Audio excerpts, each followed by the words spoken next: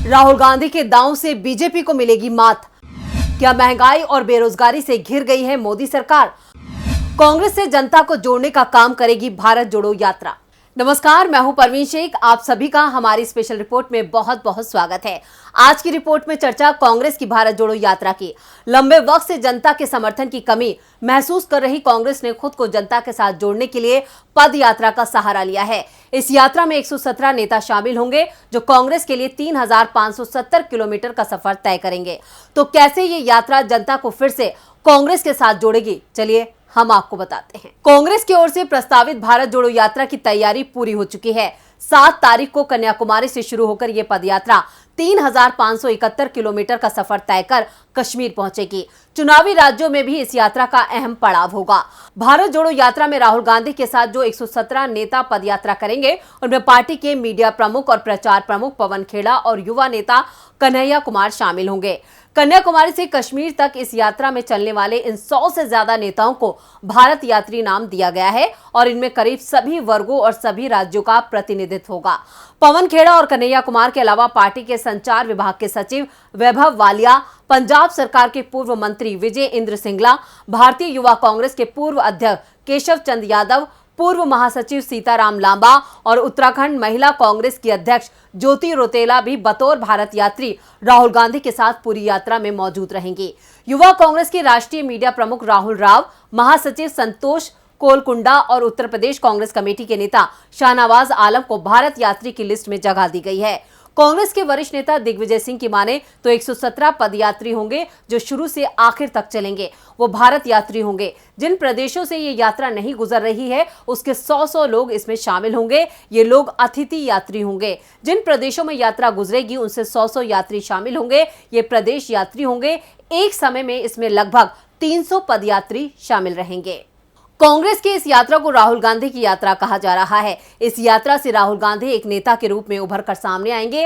राजनीति के जानकारों की माने तो 2024 के शंखनाद के रूप में इस यात्रा को देखा जा रहा है। राहुल गांधी के राजनीतिक जीवन में भी ये यात्रा एक मील का पत्थर साबित होगी।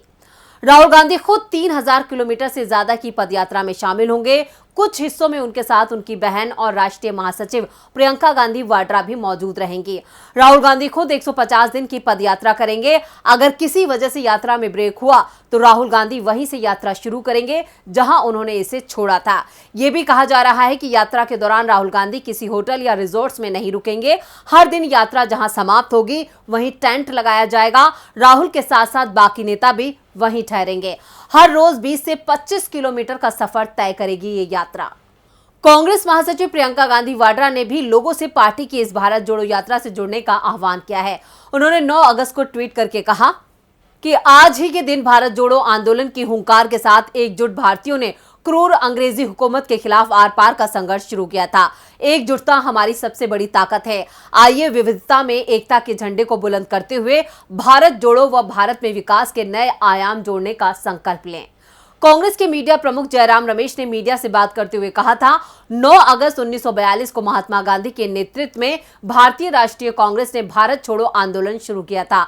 उसके 5 साल बाद देश को आजादी मिली। उन्होंने कहा कि इस ऐतिहासिक घटना के 80 साल बाद कांग्रेस 7 सितंबर से अपनी कन्याकुमारी से कश्मीर तक भारत जोड़ो यात्रा शुरू करेगी, जो 12 राज्यों और 2 केंद्र शासित प्रदेशों से होकर 150 दिन में 3,500 किलोमीटर की दूरी तय करेगी। राहुल गांधी सहित कांग्रेस के नेता और कार्यकर्ता इसमें शामिल होंगे। आपको बता दें कि कांग्रेस हाल के दिनों में मोदी सरकार के खिलाफ आक्रामक नजर आई। हाल ही में बढ़ती महंगाई और बेरोजगारी का मुद्दा बनाकर देशव्यापी आंदोलन किया गया। कांग्रेस पार्टी की अंतरिम अध्यक्ष सोनिया गांधी, राहुल गांधी, प्रियंका गांधी सहित तमाम कांग्रेसी नेताओं और कार्यकर्ताओं ने सड़क पर प्रदर्शन किया। दिल्ली में कई नेताओं को हिरासत में भी लिया गया था। अब इस यात्रा से बीजेपी में डर साफ नजर आ रहा है। ऐसे में चुनावी राज्यों के लिए कांग्रेस ने खास प्लान बनाया है, खासतौर से मध्य प्रदेश में जहां बीजेपी ने छल से अपनी सरकार बनाई है। यात्रा के लिए निर्धारित रूट के मुताबिक मध्य प्रदेश को पैदल पार करने में कांग्रेस पदयात्रियों को 16 दिन लगेंगे। यात्रा पड़ोसी राज्य महाराष्ट्र के जलगांव जामोद से मध्य प्रदेश में प्रवेश करेगी। मध्य प्रदेश में पहला पड़ाव बुरहानपुर जिले का बोदराली गांव होगा। यहां से खंडवा, सनावद, बड़वा, इंदौर, उज्जैन होते हुए आगर मालवा जिले की सुसनेर विधानसभा से राजस्थान कोटा जिले में जाएगी। भारत जोड़ो यात्रा मध्य प्रदेश के विधानसभा चुनाव के लिहाज से अहम मानी जा रही है। प्लान के मुताबिक एमपी में ये यात्रा नवंबर में पहुंचेगी। मध्य प्रदेश में पदयात्री 382 किलोमीटर की यात्रा तय करेंगे। राज्य के 7 लोकसभा और 18 विधानसभा क्षेत्रों से ये गुजरेगी। ऐसे में माना जा रहा है कि कांग्रेस नेता राहुल गांधी भी 16 दिनों तक मध्य प्रदेश में ही रहेंगे। एमपी में कांग्रेस के विधायक पीसी शर्मा और जीतू पटवारी को यात्रा का कोऑर्डिनेशन संबंधी जानकारी दी गई है। ये पूरी यात्रा करीब 150 दिनों की होगी। देश के 12 राज्यों और 2 केंद्र शासित प्रदेशों में 68 लोकसभा और 203 विधानसभा क्षेत्र से होकर ये गुजरेगी। कांग्रेस की ये यात्रा ऐसे वक्त में हो रही है जब पार्टी अपने नए अध्यक्ष को लेकर मंथन कर रही है। 22 सितंबर से पार्टी अध्यक्ष के लिए शुरू हुई चुनावी प्रक्रिया 19 अक्टूबर तक खत्म होगी। अक्टूबर में यह तय हो जाएगा कि पार्टी का अध्यक्ष कौन होगा। कांग्रेस के कुछ वरिष्ठ नेता गांधी परिवार से अलग अध्यक्ष बनाने की बात कर रहे हैं, लेकिन जिस समय पार्टी अध्यक्ष का चुनाव हो रहा है उसी समय राहुल गांधी भारत जोड़ो यात्रा से पार्टी को मजबूत करने में महत्वपूर्ण भूमिका निभा रहे होंगे। राजनीतिक जानकारों का मानना है कि कांग्रेस पार्टी की मजबूती के लिए ये एक बेहतर कदम हो सकता है। पार्टी अध्यक्ष को संगठन के अंदर अपने मन मुताबिक काम करने देना चाहिए, जबकि राहुल गांधी और प्रियंका गांधी को पूरे देश में यात्राएं, सभाएं और रैलियां कर पार्टी को मजबूत करने की रणनीति अपनानी चाहिए। बीजेपी ने भी इसी तरह की रणनीति अपना रखी है। पार्टी अध्यक्ष जेपी नड्डा बीजेपी को चलाने का काम बाखूबी कर रहे हैं, जबकि पीएम मोदी और अमित शाह अपने तरीके से पार्टी को मजबूती देने का काम कर रहे हैं। खुद सोनिया गांधी ने भी यूपीए के शासनकाल में मनमोहन सिंह को आगे रखकर भी अपना राजनीतिक कद सफलतापूर्वक बरकरार रखकर इसी कौशल का परिचय दिया था। पार्टी इसी फार्मूले को वर्तमान समय में इस्तेमाल करे तो इसके अच्छे परिणाम निकल सकते हैं। 2024 में होने वाले लोकसभा चुनावों को लेकर अभी से ये सवाल किए जा रहे हैं कि इस लड़ाई में विपक्षी दलों में आपसी सहयोग कैसे बनेगा। अगर ऐसा कोई गठबंधन बनता है तो इसका नेतृत्व कौन करेगा। भारत जोड़ो यात्रा परोक्ष रूप से इन सारे सवालों का जवाब दे देती है। कांग्रेस ने भारत जोड़ो यात्रा को राजनीतिक होते हुए भी सभी के लिए खुला रखने की बात कही है, जिसमें दूसरे दल भी साथ आ सकते हैं। माना जा सकता है कि जो दल इस यात्रा में कांग्रेस के साथ आने के लिए तैयार होंगे वो विपक्षी दलों के गठबंधन का नेतृत्व कांग्रेस के हाथ में होने की बात से इनकार नहीं करेंगे। कांग्रेस विपक्षी राजनीतिक दलों को साथ लाने में सफल होती है तो 2024 के पहले वो एक बड़ा राजनीतिक संकेत देने में सफल हो सकती है, लेकिन इस पर पार्टी को कितनी सफलता मिलती है इसका जवाब पाने के लिए कुछ दिन का इंतजार करना पड़ेगा।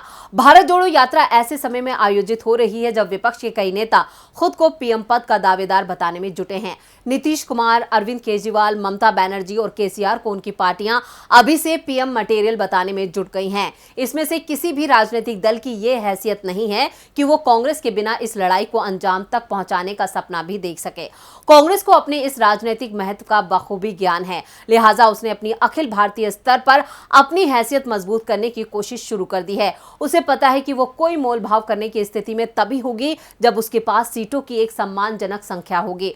भारत जोड़ो यात्रा उसकी इन्हीं उम्मीदों को पंख लगाने वाली कोशिश साबित हो सकती है।